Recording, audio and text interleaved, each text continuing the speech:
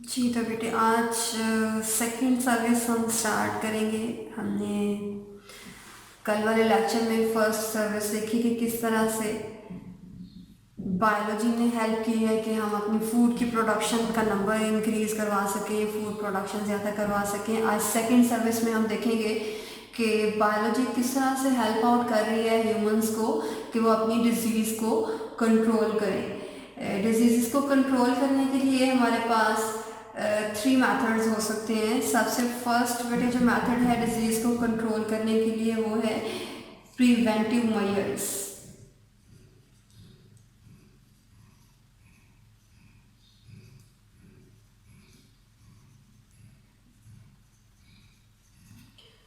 Second method जो कि disease को कंट्रोल करने के लिए है वो है वैक्सीनेशन।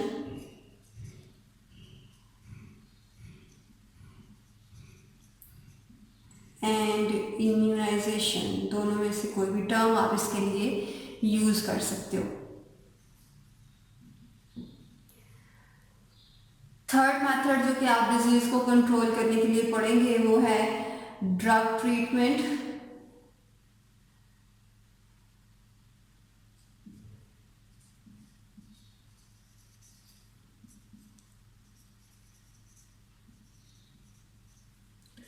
और जीन थेरेपी।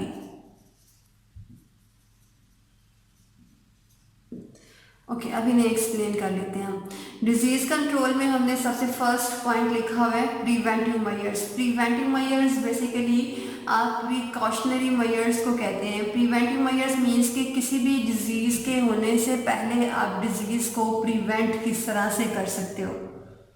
ठीक है, अभी वो डिजीज आपको नहीं हुई है लेकिन आप कौन कौन सी ऐसी अपने अंदर प्रिवेंशंस अपने आप को किन किन चीज़ों से बाज रख सकते हैं, कंट्रोल रख सकते हैं कि वो डिजीज़ आपको ना हो। सो प्रिवेंटिव मेजर्स के अंदर आपने वो सारी मेजर्स, वो ये सारे एहतियाती तदाबीर से आप उर्दू में कहते हैं वो कौन कौन सी ऐसी आपने अपने अंदर चेंजेस लेके आए अपने बिहेवियर में, अपने अंदर चेंजेस आप कौन सी ऐसी मॉडिफिकेशन आपने की कि ये डिजीज़ आपको ना हो। बिकॉज किसी भी डिजीज़ को होने से पहले अगर हम उसको प्रिवेंट कर लेंगे, हम खुद के अंदर चेंजेस ले आएंगे तो फिर हमें कम पेन बियर करना पड़ेगी। सो प्रिवेंटिव मेजर्स में से यहाँ पे हम सबसे पहले तो हमें किसी भी चीज़ को प्रिवेंट करने के लिए, वो कोई भी डिजीज़ है, वो कोई सिंपल डिजीज़ है या कॉम्प्लेक्स हमारी बॉडी के लिए डिजीज़ है, दो चीज़ें बेटे आपको पता होनी चाहिए कि डिजीज़ का काजेटिव एजेंट कौन सा है। ठीक है, जिस भी डिजीज को आप प्रिवेंट करना चाह रहे हैं, रोकना चाह रहे हैं, सबसे पहले उस डिजीज का आपको काजेटिव एजेंट पता होना चाहिए। काजेटिव एजेंट पता होना चाहिए, इट मीन्स कि वो लिविंग ऑर्गेनिज्म जो कि ये डिजीज काज करवा रहा है। ठीक है, सो किसी भी डिजीज को प्रिवेंट करने के लिए सबसे पहला एजेंट, वो कोई भी वायरस हो सकता है, वो कोई भी बैक्टीरिया हो सकता है जो कि डिजीज काज करवा रहा है। ओके, सेकेंड काजेटिव एजेंट के बाद आपको ये पता होना चाहिए कि ये मोड ऑफ ट्रांसमिशन क्या है इसका। मोड ऑफ ट्रांसमिशन मीन्स कि ये किस तरह से एक लिविंग ऑर्गेनिज्म से दूसरे लिविंग ऑर्गेनिज्म के अंदर ट्रांसमिट होता है, ट्रांसफर हो जाता है। सो ये दोनों चीज़ें अगर आपको पता है तो आप किसी भी डिजीज़ को प्रिवेंट कर सकते हैं, उसके लिए सक्सेसफुली उसको ना होने से आप रोक सकते हैं। Okay, so causative agent and mode of transmission अगर आपको पता है तो आप इसको डिजीज को प्रिवेंट कर सकते हैं। काजेटिव एजेंट के बाद अब हमने यहाँ पे आपकी बुक के अकॉर्डिंग दो एग्जांपल्स डिस्कस कर लेते हैं कि अगर हम यहाँ पे एड्स को स्टडी कर रहे हैं, एड्स की फुल फॉर्म लिख लेते हैं acquired immunodeficiency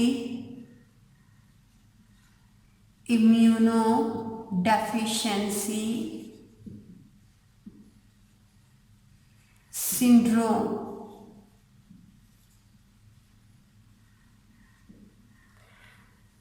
okay, immunodeficiency syndrome, यहाँ पे इसके नेम में आपको ये टर्म मिल रही है इम्यूनोडेफिशिएंसी। इसकी प्रिवेंटिव मेजर्स पढ़ने से पहले इसका थोड़ा सा एक कॉन्सेप्ट दे देती हूँ आपको कि इम्यूनो डेफिशिएंसी क्या है। Immuno deficiency, immuno is from immune system.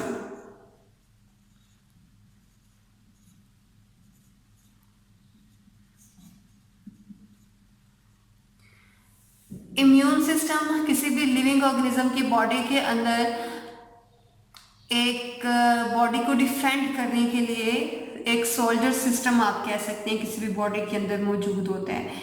Immune system का पर्पस क्या है कि किसी भी फॉरेन पार्टिकल को, जिस तरह से हमारी पाकिस्तान की आर्मी है वो किसी भी फॉरेन कंट्री के किसी भी बंदे को हमारी कंट्री के अंदर नहीं आने देती है, हमारी कंट्री को प्रोटेक्ट करती है। इस तरह से हमारे कंट्री की आर्मी की तरह जो हमारे कंट्री को प्रोटेक्ट कर रही है, अल्लाह ताला ने हमारी बॉडी के अंदर एक सिस्टम बनाया हुआ है। इस सिस्टम को आप इम्यून सिस्टम कहते हैं। जिस तरह से वो सोल्जर्स आपकी कंट्री को प्रोटेक्ट कर रहे हैं, इसी तरह से ये इम्यून सिस्टम आपकी बॉडी को प्रोटेक्ट कर रहे हैं। ओके, अब यहाँ पे सोल्जर्स के लिए आपने टर्म यूज़ कर ली इम्यून सिस्टम। इम्यून सिस्टम किसी भी फॉरेन पार्टिकल को हमारी बॉडी के अंदर एंटर नहीं होने देता। वो फॉरेन पार्टिकल जो कि हमारी बॉडी के अंदर एंटर हो रहा है डिजीज काज करवाने के लिए, उसे बेटे आप एंटीजेंस कहते हो। एंटीजेंस को रिकॉग्नाइज करने के बाद जैसे ही हमारी बॉडी के अंदर एंटर होते हैं, ये इम्यून सिस्टम यहाँ पे इनको किल करने के लिए एक प्रोटीन्स प्रोड्यूस करता है। उन प्रोटीन्स को आप एंटीबॉडीज कहते हो।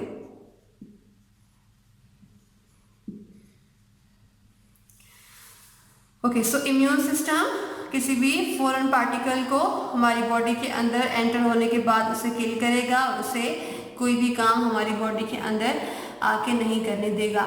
और जो प्रोटीन्स इस एंटीजेंस को किल करने के लिए प्रोड्यूस करता है, उन प्रोटीन्स को आप एंटीबॉडीज कहते हैं। इम्यून सिस्टम अगर नहीं होगा, इम्यून सिस्टम नहीं है, तो एंटीजेंस जो कि हमारी बॉडी के अंदर एंटर हो रहे हैं, वो एक माइल्ड सी कफ हो सकती है, वो माइल्ड फीवर हो सकता है। तो जो भी एंटीजेंस इसको काज करवा रहे हैं, तो अगर आपने डेली लाइफ में नोट किया होगा कि अगर आपको हल्का सा बुखार है या हल्का सा फ्लू था, तो वो खुद ब खुद ठीक हो जाता है। वो खुद ब खुद ठीक क्यों हो जाता है? बिकॉज हमारे इम्यून सिस्टम ने एंटीबॉडीज़ प्रोड्यूस की हैं इसको किल करने के लिए। जब तक ये एंटीबॉडीज़ इसको किल नहीं कर लेती, तब तक आपको माइल्ड से सिम्टम्स जो होते रहते हैं। जैसे ही एंटीजेंस किल हो जाएंगे, ये एंटीबॉडीज़ ने किल कर दी हैं जो इम्यून सिस्टम ने प्रोड्यूस की हैं, तो वो जो सिम्टम्स फीवर के या फ्लू के या कफ के आपको शो हो रहे हैं या किसी भी और डिजीज़ के, वो ख़त्म होना शुरू हो जाते हैं। सो अगर ये इम्यून सिस्टम नहीं होगा, इट मीन्स कि एक छोटी से छोटी डिजीज़ आपके महीनों तक चलेगी। वो कफ जो कि आपकी 1 या 2 दिन में ठीक हो जाती थी आपके इम्यून सिस्टम की वजह से, वो कफ आपको सालों तक होती रहेगी, वो फीवर आपको सालों तक कंटिन्यू रहेगा। वो जो फ्लू था आप में, कोई भी जो डिजीज़ है, वो खुद ब खुद ठीक नहीं हो पाएगी अगर ये इम्यून सिस्टम वर्क नहीं करेगा। एड्स के अंदर बेसिकली क्या होता है, ये हम 5th चैप्टर में इंशाल्लाह डिटेल के साथ दोबारा पढ़ेंगे कि जो आपका इम्यून सिस्टम है वो डेफिशिएंट होना शुरू हो जाता है, वो वीक होना शुरू हो जाता है। इम्यून सिस्टम वीक होना शुरू हो गया, इट मीन्स कि जो भी एंटीजन आपकी बॉडी के अंदर एंटर हो रहा है, वो आपको डिजीज़ काज करवा रहा है लॉन्ग पीरियड तक। आपकी डिजीज़ जो है वो खुद ब खुद सही नहीं हो रही है। जो पहले खुद ब खुद आपका फीवर या फ्लू या कोई भी जो डिजीज़ थी वो ठीक हो जाती थी, वो परमानेंटली वो डिजीज़ आपकी बॉडी के अंदर है, वो ठीक नहीं हो पा रही है। सो ये बेसिकली एक ब्रीफ सा इंट्रोडक्शन था एड्स का, जो कि हम 5th चैप्टर में डिटेल के साथ पढ़ेंगे कि एड्स के अंदर क्या होता है कि आपका इम्यून सिस्टम वीक होना शुरू हो जाता है। इम्यून सिस्टम वीक होना शुरू हो गया, इट मीन्स कि कोई भी जो डिजीज़ है वो बहुत ज़्यादा पीरियड तक आपकी बॉडी में कंटिन्यू रहेगी, वो खुद ब खुद ठीक नहीं होती है। ओके, सो बिकॉज यहाँ पे जस्ट इंट्रोडक्शन ये नेम यूज़ किया हुआ था, तो मैंने आपको बता दिया। एड्स में आपका इम्यून सिस्टम वीक होना शुरू हो जाता है। ये हम डिटेल में बाकी इसके डिजीज़ एंड क्योर सारा कुछ 5th चैप्टर में इंशाल्लाह डिटेल के साथ पढ़ेंगे। लेकिन यहाँ पे हमने एड्स के प्रिवेंटिव मेजर्स देखने हैं कि बायोलॉजी ने हमें किस तरह से हेल्प किया है कि हम एड्स से किस तरह से बच सकते हैं इसके होने से पहले। ओके, प्रिवेंटिव मेजर्स में हमने बात की कि हमें 2 चीज़ों का पता होना चाहिए कि इस डिज़ीज़ को काज करवाने के लिए उसका एजेंट कौन सा है, और ये डिज़ीज़ जो है ये ट्रांसमिट कैसे होती है एक लिविंग ऑर्गेनिज्म से दूसरे लिविंग ऑर्गेनिज्म में। एड्स के जो प्रिवेंटिव मेजर्स हैं, सबसे फर्स्ट जो एड्स की प्रिवेंटिव मेजर है, कोई भी कंटामिनेटेड सिरिंजेस यूज नहीं करनी है आपने। कंटामिनेटेड सिरिंजेस या फिर कोई भी इंस्ट्रूमेंट। अब ये कंटामिनेटेड सिरिंजेस या इंस्ट्रूमेंट्स का मीनिंग क्या है? कोई भी लिविंग ऑर्गेनिज्म फॉर एग्जांपल, यहाँ पे हम हॉस्पिटल्स में जाते हैं, अगर डॉक्टर बहुत केयरलेस है और अपना प्रॉपर ईमानदारी से काम नहीं कर रहा है, तो क्या होता है कि वो किसी एक सिरिंज किसी एक पेशेंट के लिए यूज़ की, उसने वही सिरिंज दूसरे पेशेंट के लिए यूज़ कर ली। अब यहाँ भी इस चीज़ के चांसेस हैं कि जो फर्स्ट पेशेंट के लिए उसने सिरिंज यूज़ की थी, उसको माइल्ड भी एड्स के सिम्टम्स हो सकते हैं। एड्स का कोई भी जो वायरस है, जो कि एड्स को पास करवाने के लिए जो वायरस है वो HIV है। HIV means human immunodeficiency virus. ऐसा वायरस जो कि ह्यूमंस के इम्यून सिस्टम को डेफिशिएंट करवा रहा है, इट मीन्स कि उसे वीक करवा रहा है। ओके, सो एड्स में जो वायरस काज करवा रहा है, इसमें आपको काजेटिव एजेंट HIV है। इस HIV को स्प्रेड होने से आपने कैसे रोकना है कि कोई भी जो कंटामिनेटेड सिरिंजेस है, यहाँ पे हम हॉस्पिटल की एग्जांपल ले रहे थे। फॉर एग्जांपल, डॉक्टर ने ये फर्स्ट पेशेंट के लिए सिरिंज यूज़ की और इस चीज़ के चांसेस थे कि इस पेशेंट के अंदर HIV भी था, लेकिन डॉक्टर को नहीं पता था। अगर यही सिरिंज इसने किसी और हेल्दी पर्सन के लिए यूज़ कर ली, उस हेल्दी पर्सन के अंदर HIV का कोई भी वायरस नहीं था, तो उसने वही कंटामिनेटेड सिरिंज, कंटामिनेटेड मीन्स के यूज़ हुई सिरिंज इस पेशेंट के लिए यूज़ की, तो ये HIV का वायरस इस पेशेंट के अंदर भी ट्रांसमिट हो जाएगा। ना सिर्फ सिरिंजेस बल्कि और जितने भी सर्जरी के लिए इंस्ट्रूमेंट्स यूज़ होते हैं या घरों में जो ब्लेड्स यूज़ किए जाते हैं या जो भी हम इंस्ट्रूमेंट्स यूज़ करते हैं, उनको भी यूज़ हुए इंस्ट्रूमेंट्स या सिरिंज यूज़ करने की वजह से भी ये HIV वायरस जो है एक पेशेंट से हेल्दी पर्सन के अंदर ट्रांसफ़र हो सकता है। ओके, सो ये फर्स्ट प्रिवेंटिव मेजर है एड्स से बचने के लिए कि कोई भी यूज़ हुई सिरिंज या इंस्ट्रूमेंट आपने यूज़ नहीं करना। यूज़ हुई सिरिंज या इंस्ट्रूमेंट्स को आपने पहली तो बात है कि बिल्कुल यूज़ नहीं करना। अगर फिर भी आपको यूज़ करनी पड़ रही है तो आप उसको स्टीराइल करवा सकते हैं। स्टीराइल मीन्स कि आप कोई भी ऐसा प्रोसीजर यूज़ कर सकते हो कि जो भी वायरस इसके ऊपर में भी हो सकता है वो किल हो जाए। वो कोई भी हीट के थ्रू आप स्टीराइल करवा सकते हैं, वो केमिकल्स के थ्रू करवा सकते हो, लेकिन आपने यूज़ हुई सिरिंज को या इंस्ट्रूमेंट्स को किसी भी और पर्सन की, चाहे आपको पता है वो हेल्दी है या नहीं भी है, अगर आपको श्योरिटी है 100% कि ये हेल्दी है, तब भी आपने उसकी यूज़ हुई सिरिंज या इंस्ट्रूमेंट को यूज़ नहीं करना। सो एड्स से बचने के लिए सेकंड जो प्रिवेंटिव मेजर है बेटे कि वो आपने ब्लड को ट्रांसफ़र करवाने से पहले चेक कर लेना है कि इसके अंदर किसी भी वायरस के होने के चांसेस तो नहीं है। वो एड्स की डिजीज़ के लिए भी है, बाकी किसी भी और डिजीज़ के लिए भी।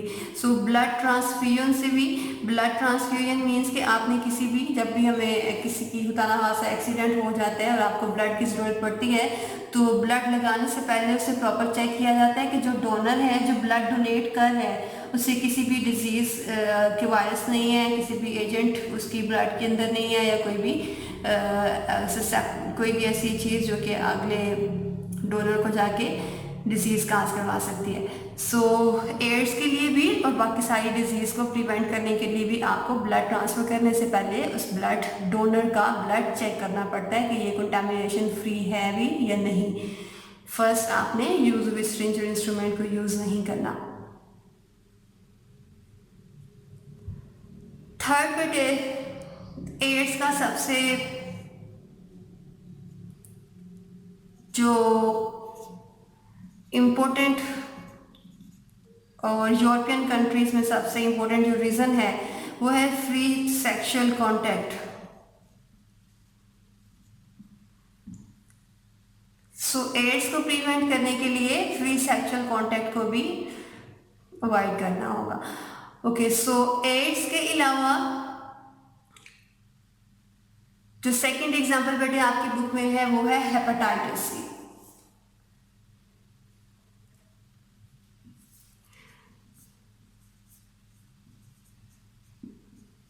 हेपेटाइटिस और एड्स आपके 5th चैप्टर में डिटेल के साथ इनके सिम्टम्स और काजेटिव एजेंट्स ये सारा कुछ दिया हुआ है, लेकिन यहाँ पे जस्ट आपने प्रिवेंटिव मेजर्स को देखना है कि किस तरह से आप प्रिवेंट कर सकते हैं। हेपेटाइटिस और एड्स के जो प्रिवेंटिव मेजर्स हैं वो अप्रॉक्सीमेटली सेम है। इसका काजेटिव एजेंट एच वायरस है। एच वायरस मीन्स कि यहाँ पे 2 या 5 to 6 टाइप के अगर आपके हेपेटाइटिस हैं तो हर एक हेपेटाइटिस को काज करवाने के लिए वायरस भी डिफरेंट होता है। ओके, अब यहाँ पे हेपेटाइटिस के प्रिवेंटिव मेजर्स बिल्कुल एड्स की तरह के हैं कि इसमें कंटामिनेटेड सिरिंजेस और इंस्ट्रूमेंट्स आपने यूज़ नहीं करने, और ब्लड ट्रांसफ्यूजन जो है इसे आपने केयरफुली करना है, चेक करवा के किसी भी नीडी पर्सन को ब्लड ट्रांसफ़र करवाना है। थर्ड वाला जो फ्री सेक्सुअल कॉन्टैक्ट है इसमें हेपेटाइटिस इंक्लूड नहीं है। फ्री सेक्सुअल कॉन्टैक्ट का हेपेटाइटिस जो उसका काजेटिव एजेंट है जो एच वायरस है ये सेक्सुअल कॉन्टैक्ट से ट्रांसफ़र नहीं होता, लेकिन जो फर्स्ट 2 हैं आपके कि कंटामिनेटेड सिरिंजेस और ब्लड ट्रांसफ्यूजन ये दोनों आपने हेपेटाइटिस के अंदर भी ऐड करने हैं। ये आपको सेपरेटली एड्स की जो एब्रीविएशन है ये भी पूछ ली जाती है शॉर्ट क्वेश्चन में भी और एमसीक्यूज में भी। इसकी फुल फॉर्म आपने याद रखनी है, और इसके अलावा आपने प्रिवेंटिव मेजर्स इन दोनों में से किसी एक के आपको शॉर्ट क्वेश्चन में आ सकते हैं कि आप एड्स और हेपेटाइटिस को कंट्रोल करने के लिए कौन कौन सी प्रिवेंटिव मेजर्स ले सकते हैं। ये 2 एग्जांपल्स बेटे आपकी बुक में हैं, और इसके अलावा ये 2 भी आपको शॉर्ट क्वेश्चन में आ सकते हैं कि प्रिवेंटिव मेजर्स के लिए आपको किन 2 चीज़ों का पता होना चाहिए, काजेटिव एजेंट का और मोड ऑफ ट्रांसमिशन का। मोड ऑफ ट्रांसमिशन किस चीज़ का, वो एजेंट जो कि डिजीज़ का काज करवा रहा है वो किसी भी पेशेंट से किसी भी हेल्दी पर्सन में किस तरह से ट्रांसमिट हो सकता है। ये 2 एग्जांपल्स थी, और ये 2 आपने रीजंस भी याद करनी है इसकी। ओके, सेकेंड पार्ट हम वैक्सीनेशन एंड इम्यूनाइजेशन हम सेकेंड पार्ट में वीडियो के देखते हैं।